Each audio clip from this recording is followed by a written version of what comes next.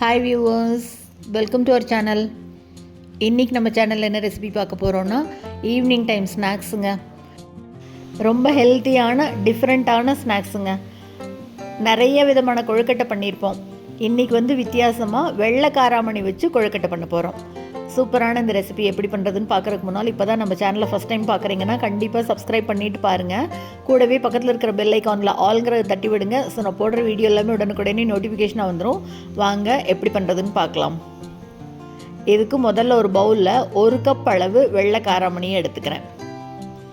இதை இப்போ தண்ணி விட்டு நல்லா 2-3 தடவை அலசிக்கலாம். நல்லா வாஷ் பண்ண அப்புறமா ஒரு பிளேட் போட்டு மூடி வச்சிடலாம். ஒரு 2 மணி நேரத்துக்கு நல்லா ஊறணும். 2 மணி நேரம் கழித்து பார்க்கலாம். பாருங்கள், நல்லா சூப்பராக அப்படியே ஊறி வந்திருக்கு. இவ்வளோ சாஃப்டாக இருக்குது பாருங்கள். இந்த அளவுக்கு ஊறணும். இந்த பருப்பு சீக்கிரமாகவே 1 மணி நேரத்துலேயே கூட நல்லா ஊறிடும். 2 மணி நேரம் ஊறிச்சுன்னா இன்னும் கொஞ்சம் நல்லா சாஃப்டாக இருக்கும். அதுக்காக தான். இப்போ இதிலிருந்து தண்ணியை ஃபுல்லாக வடிச்சிட்டு ஒரு மிக்ஸி ஜாருக்கு மாற்றிக்கலாம். இப்போ இது கூட காரத்துக்கு பச்சை மிளகாய் 4 மிளகாய் சேர்த்துக்கிறேன். கூடவே ஒரு சின்ன துண்டு இஞ்சி சேர்த்துக்கலாம். இது கூட 1 டீஸ்பூன் அளவு சீரகம் சேர்த்துக்கிறேன். இப்போ இதுக்கு தேவையான அளவு உப்பு சேர்த்துக்கலாம். இப்போ இதைய பாருங்கள், இந்த மாதிரி கொரகொரப்பாக அரைச்சிக்கலாம். தண்ணியெல்லாம் சேர்த்தலை. தண்ணி சேர்த்தாமல் இந்த மாதிரி கொரகொரப்பாக அரைச்சி எடுத்துக்கணும். ரொம்ப நைஸாக அரைச்சிடாதீங்க, பிடி கொழுக்கட்டைக்கு நல்லா இருக்காது. தண்ணி துளி கூட சேர்த்த வேண்டாம். இது நல்லா சாஃப்டாக இருக்கும். இந்த பருப்பே வடைக்கு அரைக்கிற மாதிரி பல்ஸ் மோடில் விட்டு விட்டு திரிகினோம்னா இந்த மாதிரி வந்துடும். இப்போ இதை ஒரு பவுலுக்கு மாற்றிருக்கேன். இது மேலே இப்போது 1/4 கப் அளவு ரவை சேர்த்துக்கலாம். 1 கப் அளவு பருப்புக்கு 1/4 கப் அளவு ரவை. இது கூடவே ஒரு கொத்து கருவேப்பிலையை கிள்ளி சேர்த்துக்கலாம். நல்ல வாசனையாக இருக்கும். இப்போ இது எல்லாத்தையும் நல்லா கலந்து விட்டுக்கலாம். ரவை சேர்த்தினோம்னா தான் நல்லா கொஞ்சம் அப்படி பிடிக்கிறதுக்கு வரும். வெறும் பருப்பு மட்டும் பிடிச்சு பண்ணோம்னா ஒரு மாதிரி கொஞ்சம் வழுவழுன்னு இருக்கும். ரவை சேர்த்து பண்ணும்போது நல்லா பிடிக்கவும் நல்லா வரும். கொழுக்கட்டையும் டேஸ்ட்டாக இருக்கும்.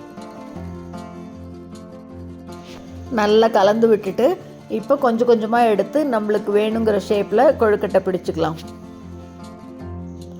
நல்லா சூப்பராக பிடிக்க வருது பாருங்கள்.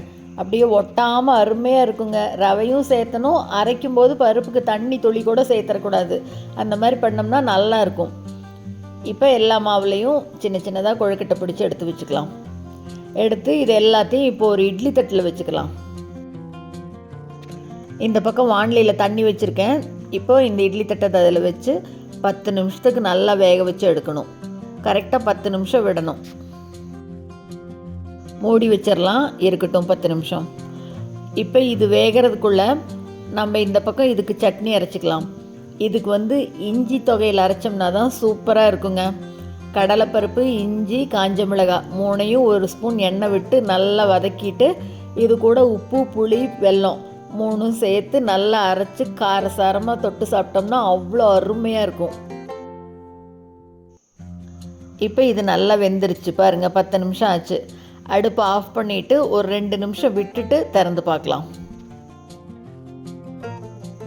ஒரு 2 நிமிஷம் விட்டுட்டு எடுத்து பார்த்தோம்னா அப்படியே தட்டத்தில் ஒட்டாமல் சூப்பராக வருங்க. இது ஆறுறதுக்குள்ளே பருப்பு வறுத்து வச்சோம்ல துவையலுக்கு, அதை மிக்ஸி ஜாருக்கு மாற்றிட்டு இது கூட ஒரு சின்ன துண்டு வெல்லம், சின்ன துண்டு புளி தண்ணியில் ஊற வச்சுருக்கேன். அந்த தண்ணியோடு அப்படியே சேர்த்துக்கலாம். சேர்த்துட்டு கொஞ்சமாக ஒரு 1/4 கரண்டி அளவு தண்ணி சேர்த்து பாருங்கள், சட்னி இந்த மாதிரி சூப்பராக அரைச்சி எடுத்துட்டோம்னா அருமையான இஞ்சி சட்னி சூப்பராக ரெடி ஆயிருங்க. இந்த கொழுக்கட்டைக்கு தொட்டு சாப்பிட்றதுக்கு அருமையாக இருக்கும். பாருங்கள், தட்டைப்பயிறு கொழுக்கட்டை சூப்பராக ரெடி ஆயிடுச்சு. அது கூட இந்த இஞ்சி தொகையில் வச்சு சாப்பிட்டோம்னா அவ்வளோ அருமையாக இருக்கும். பிச்சு காட்டுறேன் பாருங்கள். நல்லா உள்ள சூப்பராக வெந்து எவ்வளோ அருமையாக வந்திருக்கு பாருங்கள். சூப்பரான இந்த ரெசிபியை நீங்களும் செஞ்சு பார்த்துட்டு மறக்காமல் கமெண்ட்டில் சொல்லுங்கள். இந்த வீடியோ உங்களுக்கு பிடிச்சிருந்ததுன்னா லைக் பண்ணுங்கள், ஷேர் பண்ணுங்கள், கமெண்ட் பண்ணுங்கள். மறக்காமல் நம்ம சேனலை சப்ஸ்கிரைப் பண்ணுங்கள். கூடவே பக்கத்தில் இருக்கிற பெல் பட்டனையும் தட்டி விடுங்க. ஸோ நான் போடுற வீடியோ எதுவுமே மிஸ் பண்ணாமல் பார்க்கலாம். தேங்க்ஸ் ஃபார் வாட்சிங்.